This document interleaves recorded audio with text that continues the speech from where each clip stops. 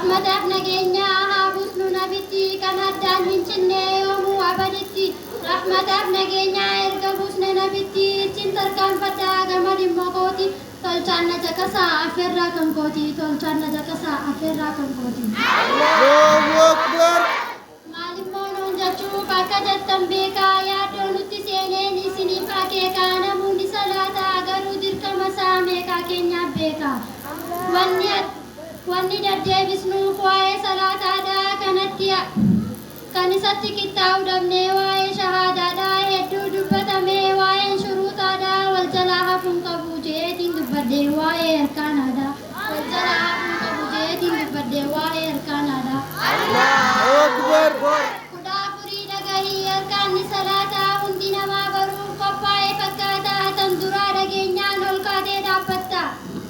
Lammeessaan takbiirtaa hidhannaa salaataa sadeessaan suuratul faatihaa qaraataa afreessaan ruku'aa duwidaan gadi jettee harka kee lamaaniin jilba kee qabattee harka kee lamaaniin jilba kee qabattee.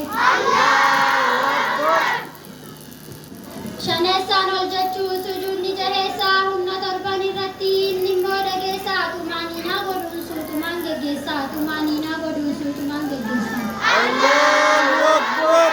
Gurbaan sahabaadhaa kan salaata buusee kan laayim nuraa fi maqaan isaa dhageessee masjiidaan seenee salaata jarjarsee nabitti as goree salaamtaan dubbisee nabiin je'eenii salaamtaa irratti deebisee sirreessi yaa gurbaa salaata balleessee ammas ni salaatee sanuma fakkeessee erga yeroo hedduu itti deddeebisee inni beeku jennaan kottu je'ee waamee of bira teessisee waa'ee salaataadhaa tokko lama jedhee qallaadiin barsiisee izaa qumta ila salaatii irraa kaase hattaa tatma'innaa irra deddeebisee rasuulaadhaa beekii kan qallaan barsiisee kiyyaas haa galatoomu sheekni na barsiisee kiyyaas haa galatoomu sheekni na barsiisee.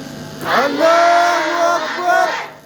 Ammallee hin raawwannee waa'een salaata ammallee hin raawwannee erkaanni salaataa kanumatti aanaa waa'een attahiyyaata isa kana ammoo teesseeti qaraataa dhuma isaa irratti ni buufta salawaataa nabii keenya irratti caalaa ambiyoota mirgaaf bita laaltee salaamtaa baafattaa akka himametti tartiibaan hoffattaa rabbi kadhachuun moo maaloon dagatina rabbi kadhaaf ibaadaa yoomuu hin dhiisina rabbi kadhaaf ibaadaa yoomuu hin dhiisina. Kanarran dubbadhu wasumatti hin dhaabbadhaa nagaaf rahmata rabbii keessanaaf jiraadhaa hadaraa yaa hawaasa koo rabbi naaf kadhadhaa hadaraa yaa hawaasa koo rabbi naaf kadhadhaa.